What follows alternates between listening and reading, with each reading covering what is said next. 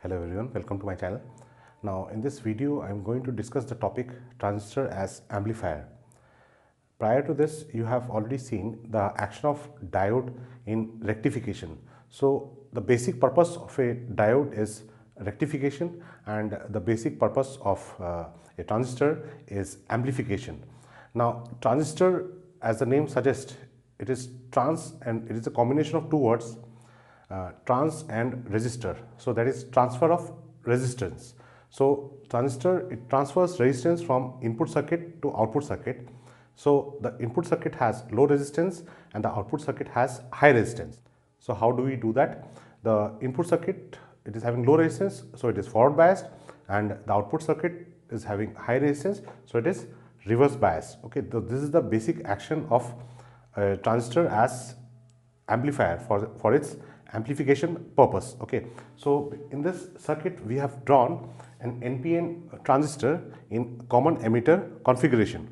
So this is the circuit, common emitter circuit, and why it is called common emitter? Because see, this part is called the input circuit and this part is called the output circuit. The input, this is the input terminal, so this input is given between the emitter and base, and this is the output. So output is connected between the collector and the emitter terminal. Okay, so this emitter is common for both the input circuit as well as the output circuit. Okay, now this, the emitter base junction, this is the emitter, this is base, and this is NPN transistor. So this is N, this is P. This P terminal is connected to the positive terminal of the battery. Okay, so that means this part is forward biased. Okay, the collector, this is NPN, so this collector is N type. So this collector is connected to the positive terminal, so this output circuit is reverse bias. Okay, acha. Now this is the input, this part is the input, this is the input circuit, and see, there is a capacitor in the input circuit, there is also a capacitor in the output circuit. Now what is the purpose of this capacitor? Now, as you know, this capacitor, it blocks DC. So in the AC signal, if at all there is any DC component, this capacitor is going to block. So if in the input there is any DC component, this will be blocked by this capacitor. In output, if there is a DC component, any DC component, it will be blocked by this capacitor. Okay, so this is the entire circuit. RB denotes the base resistance, RC denotes the output resistance. Collectors, RC is the collector resistance, but actually it represents the resistance in the output circuit. So this is the basic concept behind the circuit and how do we bias the input circuit and the output circuit. Okay, now let us see the amplification action. See, initially suppose this part is not there. Okay, so this VBB will supply a constant biasing voltage between emitter and base. Okay, so there will be a constant current IB, and corresponding to this constant current IB, there will be a constant current IC. See, if you apply Cutoff rule to this part of the circuit, you will see that IE,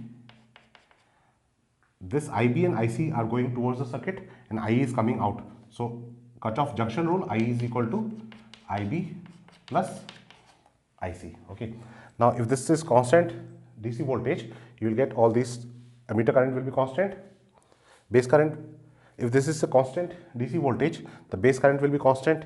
Okay, in common emitter current is constant, in common base circuit, the base current is constant. So emitter current is constant here, and base current is already constant, so you will get a constant collector current. Okay, now what happens when this is used as an amplifier? So when you are giving an alternating input, okay, when you are giving an alternating input, this alternating input leads to a variation in the biasing voltage. Okay, this voltage will be superimposed with this voltage, so this biasing voltage between the emitter base terminal, it will undergo a variation. Now the variation leads to a variation in the base current. Okay, now as we have seen that in common emitter, this emitter current is constant, so this current is constant. Okay, so any variation in the base current will produce a variation in the collector current. Okay, and what kind of variation will be there? See, this is constant, so if base current, sum of base current and collector current is equal to the emitter current. So if base current increases, the collector current should decrease. Similarly, if base current decreases, collector current should increase. So that means there will be a 180-degree phase difference between the input current and the output current. Okay, so this is the basic, very important concept behind the common emitter biasing amplification action. Okay, now see, this is the transfer characteristic curve of a transistor. This is the output voltage and this is the input voltage. Okay, now this is the shape of the graph. So this part is called the cutoff region, this part is the active region, this part is the saturation region. Okay, now as we have seen previously in the other video, that in cutoff region and saturation region, this for transistor action as a switch, we use this cutoff region and saturation region. Okay, so this for transistor action as a amplifier, this active region will be used. Okay, so the input is given in such a way that it lies well within the active region. Otherwise, see, if the input is given in this part, it may go to the cutoff region. If it is given in this part, it may go to the saturation region. So the input is given well within the active region. Okay, the input is chosen in such a way that it lies well within the active region. So active region for transistor action as a amplifier, we have to use the active region of this transfer characteristic curve. Okay, and for as a switch, we will be using the cutoff and saturation part. Okay, so now let us apply Kirchhoff voltage rule to the input circuit first. Okay, initially let us assume that Vi is 0.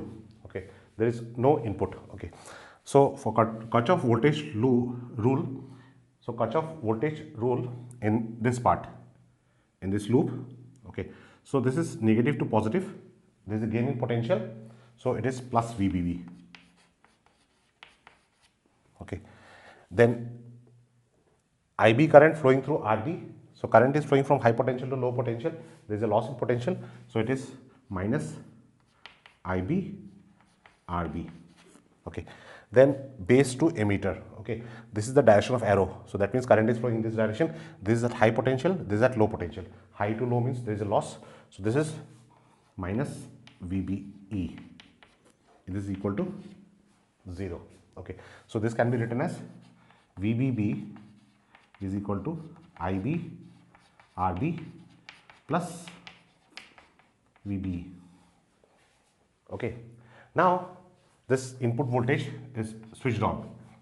Now input voltage is given to the circuit. Okay, so now Vi is not equal to 0.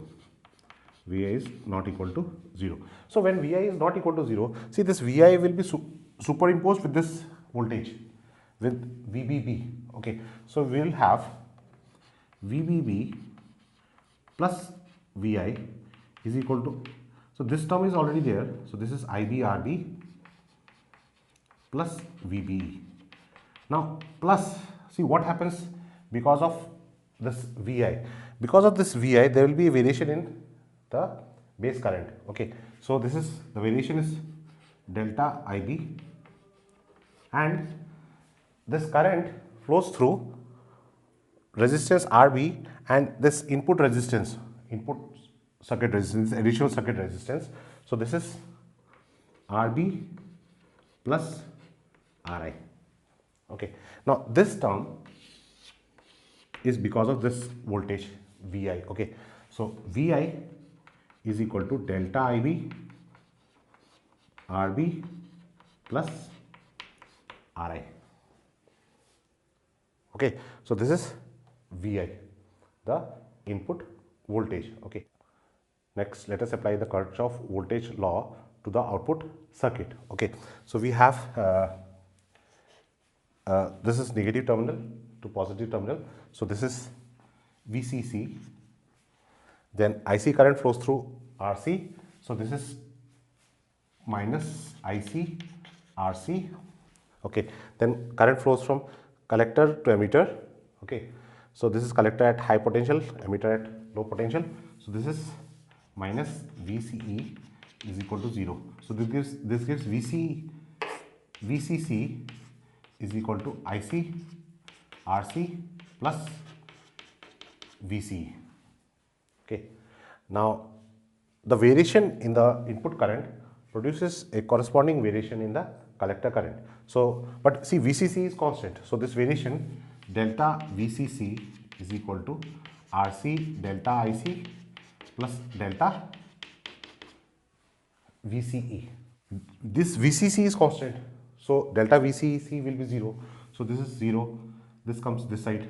So delta VCE is equal to minus RC delta IC. Now what is delta VCE? This is the output voltage V0. Okay, so this is V0 is equal to minus RC delta IC.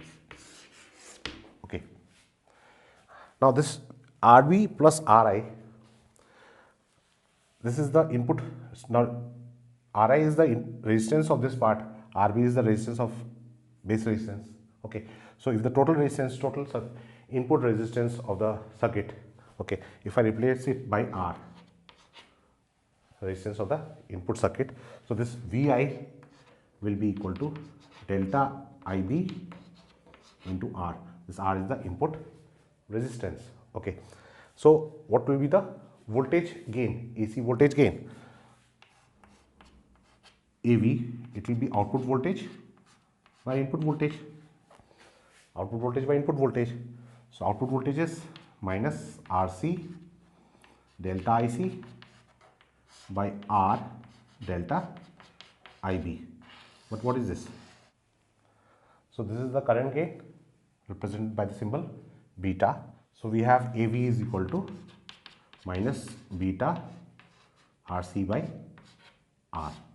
Okay, so this is the expression for the voltage gain or voltage amplification. Okay, now this minus sign, it shows that the output and the input, they are 180 degree out of phase. Okay, output voltage and input voltage are 180 degree out of phase. Okay, that we have also seen initially, because I told you, since for common emitter amplifier, this emitter current is constant. Okay, and increase in base current will lead to decrease in collector current. Okay, when the current decreases, the potential also decreases. Okay, so this is the action of transistor as an amplifier in common emitter mode. Okay, so I hope this concept is clear to you. My best wishes. Good luck.